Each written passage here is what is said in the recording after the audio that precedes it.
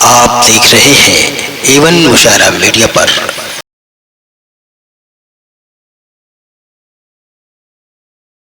اس کا جو دوسرا پہلو ہے، اگر ان دونوں کاموں کو ہم چھوڑ دیتے ہیں، اللہ نے وہاں کہا تھا حیات طیبہ، اگر ایمان ہم نہ لے آئے، اعمال صالحہ کا ذخیرہ نہ ہو، تو اللہ کہتے ہیں وَمَنْ أَعْرَضَ عَنْ ذِكْرِي فَإِنَّ لَهُ مَعِيشَةً ضَنْكًا وَنَحْشُرُهُ يَوْمَ الْقِيَامَةِ أَعْمَى قَالَ رَبِّ لِمَ حَشَرْتَنِي أَعْمَى وَقَدْ كُنْتُ بَصِيرًا قَالَ كَذَلِكَ أَتَتْكَ آيَاتُنَا فَنَسِيتَهَا وَكَذَلِكَ الْيَوْمَ تُنْسَى۔ اس کا جو دوسرا پہلو ہے، اللہ نے ذکر کر دیا کہ جو شخص میری یاد سے، میری عبادت سے، میرے ذکر سے غفلت برتے گا، مجھے یاد نہیں کرے گا، میرے حکم کے مطابق زندگی نہیں گزارے گا، میرے نبی کے بتائے ہوئے راستے پر نہیں چلے گا، فَإِنَّ لَهُ مَعِيشَةً ضَنْكًا، تنگ زندگی میں عطا کروں۔ وہاں ہے حیات طیبہ، اسی کے مقابل میں ہے تنگ زندگی، وہاں خوشحال زندگی، چین کی زندگی، سکون کی زندگی، ادھر پریشانیوں کی زندگی، مصائب کی زندگی، الجھنوں کی زندگی میں عطا کروں گا۔ اور جب میرے پاس آؤ گے تو اللہ کہتے ہیں میں تمہیں نابینا بنا کے اٹھاؤں گا، اور انسان جب اس وقت اٹھے گا تو اللہ سے کہے گا رب لم حشرتنی اعمی وقد کنت بصیرا، اے رب کائنات، دنیا میں تو بہت دور تک ہم دیکھتے تھے، لیکن آج ہمیں کچھ نہیں دکھائی دے رہا ہے۔ تب اللہ کی طرف سے جواب دیا جائے گا دنیا میں تھے، میرے انبیاء نشانیاں لے کر آئے تھے، معجزات لے کے آئے تھے، میری طرف سے جو آیتیں ان کے پاس نازل ہوئی تھی انہوں نے تم تک پہنچایا تھا، لیکن تم نے اس وقت آنکھ بند کر لیا تھا، ان نشانیوں کو دیکھ کر ایمان نہیں لے آئے تھے، ان آیتوں کو پڑھنا چاہیے تھا، سمجھنا چاہیے تھا، اس کے مطابق عمل کرنا چاہیے تھا، تم نے کچھ نہیں کیا، اس لیے آج تم کو بھلا دیا گیا ہے۔ پتہ یہ چلتا ہے کہ اگر ہمیں سکون چاہیے تو اللہ کا بتایا ہوا دو چیزوں سے یہ نسخہ مرکب ہے، سچا پکا ایمان ہو اور عمل صالح۔ ایمان کتنی بڑی دولت ہے، کتنی قیمتی چیز ہے، یہاں ہم کو مفت ملا ہے، اس لیے ہم کو احساس نہیں ہے، لیکن جب اس دنیا سے انسان جائے گا، آنکھیں بند ہو جائیں گی، جب دل کی دھڑکنیں بند ہو جائیں گی، جانے والے لے جا کے قبر میں دفن کر دیں گے، اس کے بعد کی جو زندگی شروع ہوگی، جب عذاب آئے گا، اللہ کی طرف سے سزائیں آئے گی، تو یہ انسان تمنا کرے گا کہ دنیا اور دنیا کے برابر جتنی نعمتیں ملیں، اگر میں اس کو دے کر اس عذاب سے بچ جاؤں تو میں بڑا خوش نصیب کہلاؤں گا، لیکن کوئی آدمی نہیں بچے گا۔ ایمان کی قیمت اس وقت پتہ چلے گی، لیکن چونکہ یہ دولت ہم کو مفت میں ملی ہے اس لیے ہمیں قدر نہیں ہے۔ ایمان کی قدر حضرت بلال حبشی سے پوچھئے، صہیب رومی سے پوچھئے، حضرت خباب سے پوچھئے، حضرت خبیب سے پوچھئے، عمار سے پوچھئے، یاسر سے پوچھئے، حضرت سمیہ سے پوچھئے رضی اللہ تعالی عنہم، ان تمام صحابہ سے پوچھئے، تب پتا چلتا ہے کہ ایمان کتنی بڑی دولت۔ ایمان کی خاطر گھر لٹایا جا سکتا ہے، اولاد کو چھوڑا جا سکتا ہے، ماں باپ کو چھوڑا جا سکتا ہے، سب کچھ اپنا چھوڑ سکتے ہیں، لیکن ایمان کے ساتھ سودا نہیں کر سکتے۔ تاجدار مدینہ سرکار دو عالم صلی اللہ علیہ وسلم کو کتنی ترغیب دی گئی، کتنا آپ کو ڈرایا گیا، آپ کے راستے میں کانٹے بچھائے گئے، آپ نماز پڑھتے تھے تو اونٹ کی پوری اوجھڑی ڈال دیا کرتے تھے، آپ پر پتھر برسائے گئے، کیوں؟ صرف اس لیے کہ ایک خدا کی بندگی کرتے تھے اور اسی خدا کی بندگی کی طرف لوگوں کو بلاتے تھے۔ اگر آپ نے بھی سمجھوتا کر لیا ہوتا تو یہ تمام مشقتیں پریشانیاں آپ کو نہ جھیلنی پڑتی۔ آپ کو کیا نہیں کہا گیا؟ جادوگر کہا گیا، دیوانہ کہا گیا، پاگل کہا گیا۔ اس انسان کو جس کو اللہ نے رحمت للعالمین بنا کے بھیجا، جو سارے جہان کے لیے رحمت بن کے آیا، اس پر پتھر برسائے گئے، اس کو لہو لہان کیا گیا، اڑا دیا گیا کہ دنیا سے چلے گئے، اس کی عزت اور آبرو پر حملہ کیا گیا۔ لیکن اللہ کے رسول صلی اللہ علیہ وسلم صحیح راستے پر اسی طرح سے ڈٹے اور جمے رہے جیسا کہ اللہ کے رسول کو حکم ملا تھا، فاستقم کما امرت ومن تاب معك ولا تطغوا انه بما تعملون بصیر۔ اے نبی، آپ سیدھے راستے پر جیسے میں نے حکم آپ کو دیا ہے ڈٹے اور جمے رہیے۔ خود جمنا یہ تو بہت آسان کام ہے، لیکن اپنے سارے متعلقین کو صراط مستقیم پر جمانا یہ بہت مشکل کام ہے۔ آج کے دور میں جو لوگ جی رہے ہیں ان کو بہت اچھا اندازہ ہوگا کہ اس وقت اللہ کے رسول کے ساتھ، صحابہ کے ساتھ کیا کیا معاملہ کیا گیا تھا۔ آج آپ کے پاس تو تھوڑا سا وہ معاملہ آتا ہے تو فوراً لوگ کیا ہے، ایمان کو ایک طرف کنارے رکھ دیتے ہیں، چاہے وہ سوریہ نمسکار ہو، چاہے کچھ اور ہو۔ بہت سے لوگ تو نہ جانے کیا کیا کہنا شروع کر دیتے ہیں، الیکشن آئے گا تو الیکشن کی خاطر سب کچھ لگانا شروع کر دیتے ہیں۔ ایمان اتنا سستا نہیں ہے کہ بازار میں لٹایا جائے، سیاست کے نام پر لٹایا جائے۔ ایمان ایک بڑی قیمتی چیز ہے، جتنا اس کی حفاظت آپ کریں گے۔ آج تو اپنے بچوں کو ایمان پر باقی رکھنا بڑا مشکل کام ہو گیا۔ اس لیے انسان کو چاہیے کہ اس ایمان کی دولت کو جو اللہ نے ہم کو اور آپ کو مفت میں دیا ہے اس کی ہم قدر کریں، اس کی قیمت کو سمجھیں، اس کے لیے اپنا سب کچھ قربان کرنے کے لیے تیار ہو۔ تو آپ یقین کیجئے کہ جب اس دنیا سے آپ جائیں گے وہ ساری نعمتیں ملیں گی جو اللہ نے ایسے اپنے بندوں کے لیے تیار کر رکھی۔ ایک چھوٹی سی میں نے حدیث پڑھی تھی، بچوں سے متعلق ہے وہ، اس لیے میں آپ کو اس حدیث کا تھوڑا سا مفہوم بتا کے اپنی بات ختم کرتا ہوں۔ اللہ کے رسول نے فرمایا کہ انسان جب دنیا سے چلا جاتا ہے تو اس کا نامہ اعمال بند ہو جاتا ہے۔ اب کچھ کرنا نہیں ہے، قبر میں گیا بس گیا، اب وہاں نماز نہیں پڑھنا ہے، وہاں روزہ نہیں رکھنا ہے، وہاں اللہ کے حکم کی جو کچھ کیے ہو اس کی تھوڑی سی سزا، تھوڑا سا انعام کا نمونہ ملے گا۔ اصل نمونہ تو اس وقت ملے گا جب فیصلہ ہو جائے گا، جنت کی نعمتیں کیسی ہیں، جہنم کا عذاب کیسا ہے، اس وقت پتہ چلے گا۔ لیکن عالم برزخ سے اس کا کچھ نمونہ دکھائی دینا شروع کرے گا۔ اللہ کے رسول فرماتے ہیں جب انسان دنیا سے چلا گیا، نامہ اعمال بند، اب صرف 3 کام ہیں، اگر وہ انسان دنیا میں کر کے گیا ہے تو اس کا اجر و ثواب ملتا رہے گا۔ ایک ہے صدقہ جاریہ، رفاہی کام، خدمت کا کام۔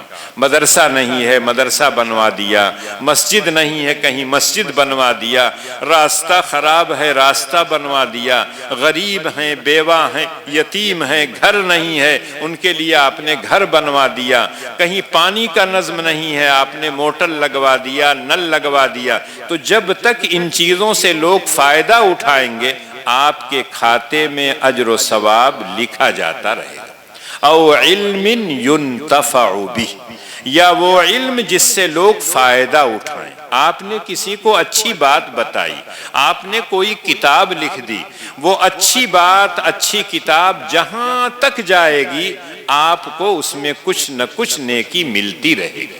آج جو بچے یہ تیار ہوئے ہیں، اساتذہ نے ان کو تیار کیا ہے، یہ بچے جہاں جہاں اس بھلی بات کو پہنچائیں گے، ان اساتذہ کو، ان ذمہ داروں کو، ان مدارس کے تعاون کرنے والوں کو سب کو اجر و ثواب ملے گا۔ علم ينتفع به۔ تیسری چیز ہے ولد صالح يدعو له، نیک اولاد۔ نیک اولاد تمناؤں سے نہیں بنتی ہے، آرزوؤں سے نہیں بنتی ہے، خواہشات کی بنیاد پر آپ کے گھر میں نیک اولاد نہیں آئے گی۔ اللہ کے نبیوں نے رسولوں نے باقاعدہ محنت کی ہے اور ایک ایک چیز پر نگاہ رکھتے تھے. جب تک ہم ہیں دنیا میں تب تک یہ نیک رہیں تو ہم یہ امید کر سکتے ہیں کہ ہمارے جانے کے بعد بھی وہ صحیح راستے پر رہیں گے. اور جب دنیا سے ابا چلے جائیں گے، اماں چلی جائیں گی، تو وہ ننھے منھے بچے ہاتھ اٹھا کے کہیں گے رب ارحمہما کما ربیانی صغیرا. کسی باپ کو اگر ایسی اولاد مل جائے تو آج کے دور میں سب سے خوش نصیب وہ باپ. اور اگر کسی بچے کو ایسا باپ مل جائے جو اس کی صحیح تعلیم صحیح تربیت کرے، اس کو نیک بنا دے، تو آپ یقین کیجئے کہ اس سے خوش نصیب کوئی بچہ نہیں ہے.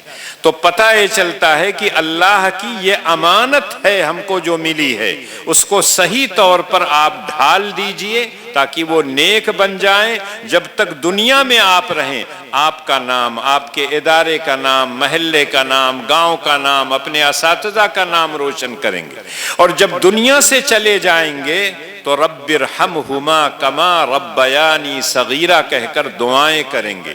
آج جو اس طرح کے مکاتب ہیں، چاہے مدرسہ عبداللہ ابن مسعود ہو، کسی اور نام سے ہو، یہاں یہی سکھایا جاتا ہے ایمان کس کو کہتے ہیں، ایمان کی کتنی شاخیں ہیں، اعمال صالحہ کس کو کہتے ہیں، کب انسان کرتا ہے، کس حالت میں کرتا ہے تو اللہ کی طرف سے اجر و ثواب ملتا ہے، اور اگر وہ کام نہیں کرے گا تو اللہ کی طرف سے کیا سزائیں ملتی ہیں.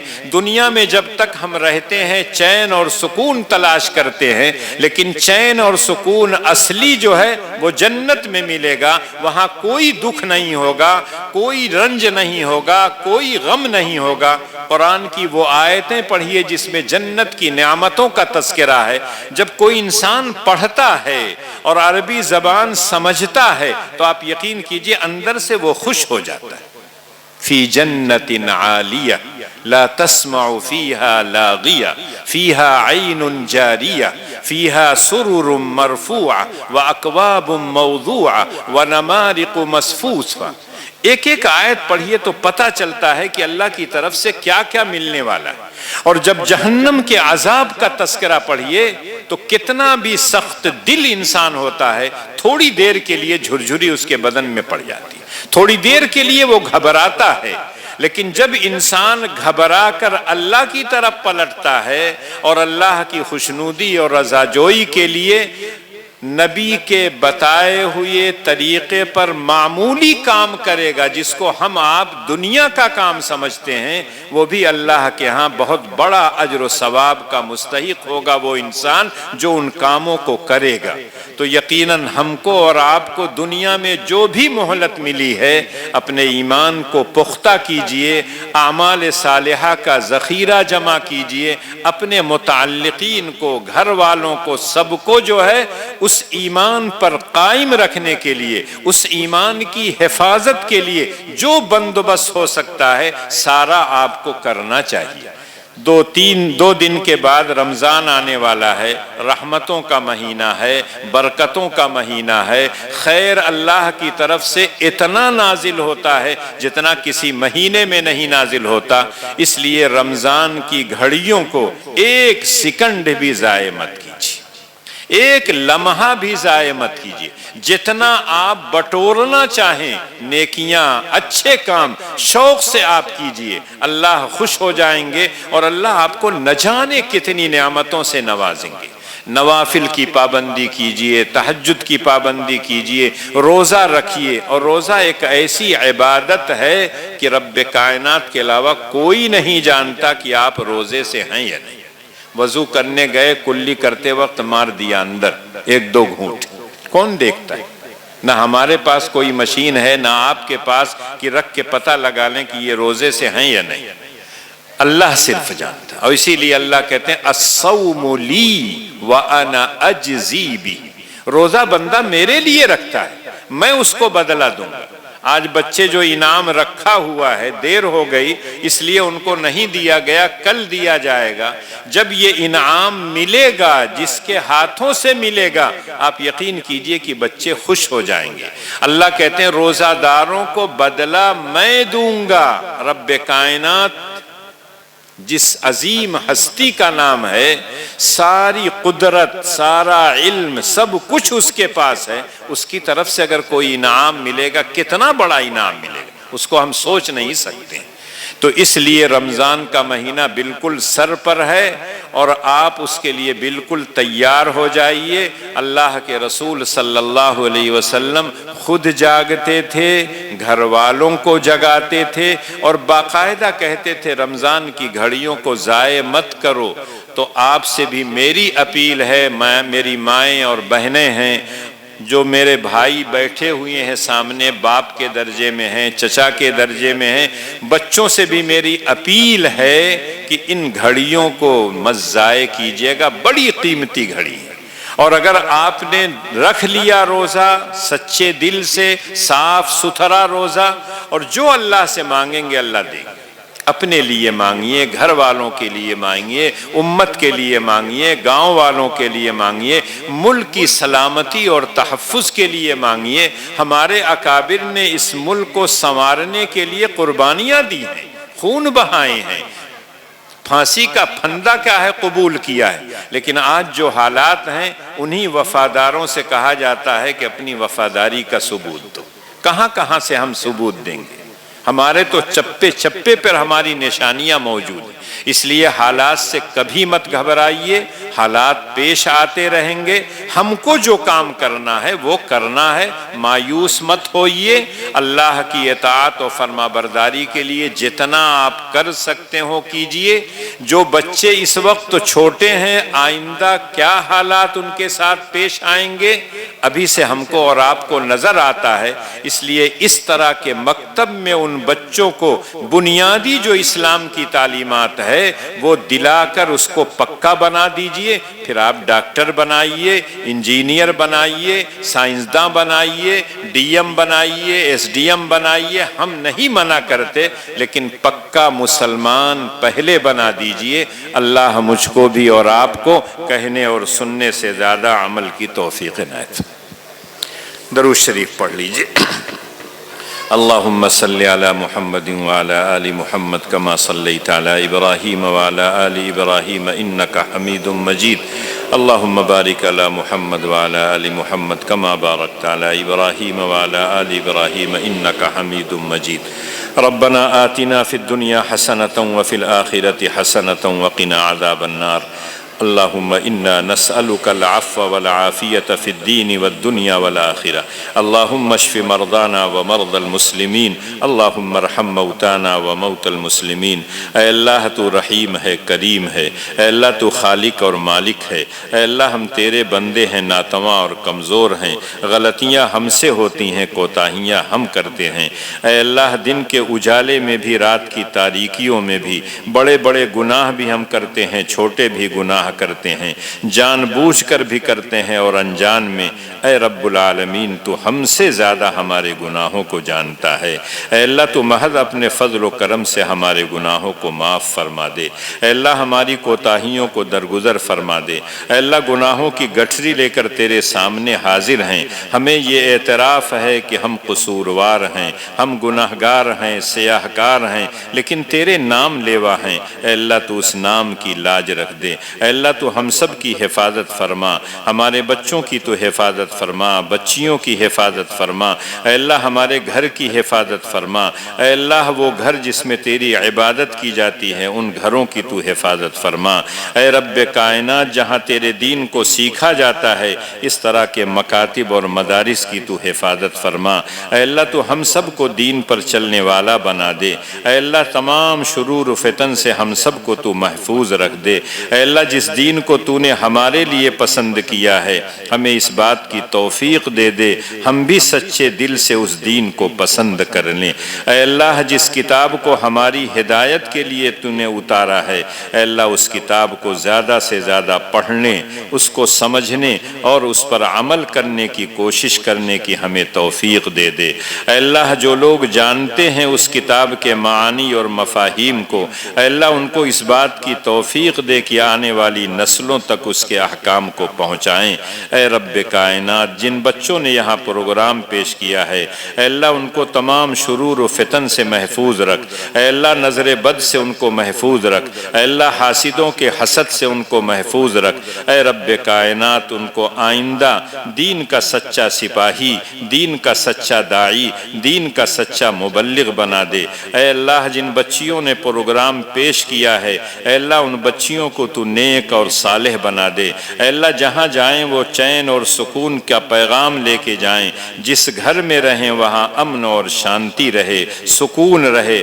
اے رب کائنات ہمارے بس میں جو ہے اے اللہ ہم تو اس کو کر رہے ہیں، اے اللہ ہماری ٹوٹی پھوٹی عبادتوں کو، ٹوٹے پھوٹے جو عمل کر رہے ہیں تیری خوشنودی کے لیے، اے رب کائنات محض اپنے فضل و کرم سے ہمیں اے اللہ تو اس کو قبول فرما لے۔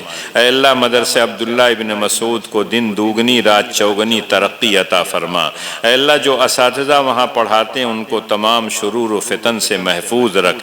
اے اللہ جو ذمہ داران ہیں جو اس مدرسے کو چلاتے ہیں، تعاون کرتے ہیں، اے اللہ ان تمام کی عمر میں برکت عطا فرما، روزی میں برکت عطا فرما۔ اے اللہ ان کو حلال روزی عطا فرما۔ اے رب کریم تیرے سامنے ہاتھ پھیلائے ہوئے ہیں، ہماری تمام جائز ضرورتوں کو تو پوری فرما دے، جائز تمناؤں کو تو پوری فرما دے۔ اے رب کائنات ہم سے زیادہ تو ہماری ضرورتوں کو، ہماری تمناؤں کو جانتا ہے۔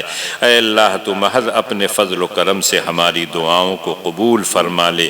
ربنا تقبل منا انک انت السمیع العلیم وتب علینا انک انت التواب الرحیم۔ صلی اللہ تعالی علی خیر خلقہ محمد وآلہ واصحابہ اجمعین برحمتک یا ارحم الراحمین۔